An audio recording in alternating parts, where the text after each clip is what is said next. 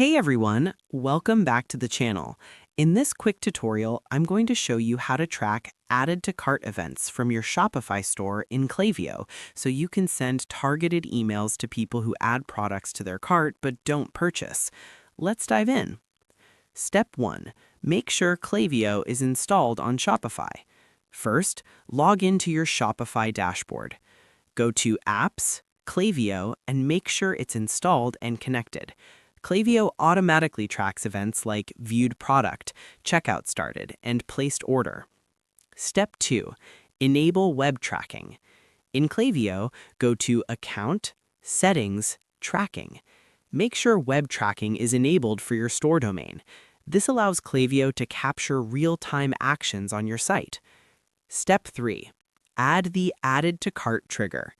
Most Shopify plus Klaviyo integrations automatically track added to cart events. To confirm, go to Analytics, Metrics in Klaviyo. Look for Added to Cart.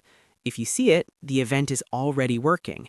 If it's not tracked automatically, go to Shopify, Online Store, Themes, Edit Code. Open the theme.liquid file before the /head tag. Paste the Klaviyo web tracking snippet available in Klaviyo account/tracking. Save the theme. This ensures Klaviyo captures all add to cart actions. Step 4. Test the event.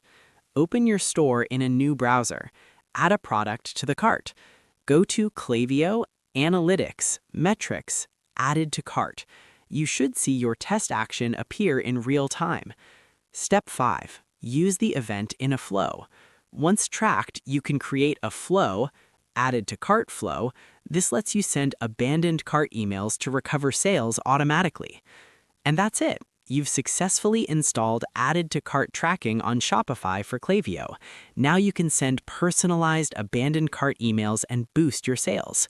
If this tutorial helped you, make sure to like and subscribe for more e-commerce tips. Thanks for watching.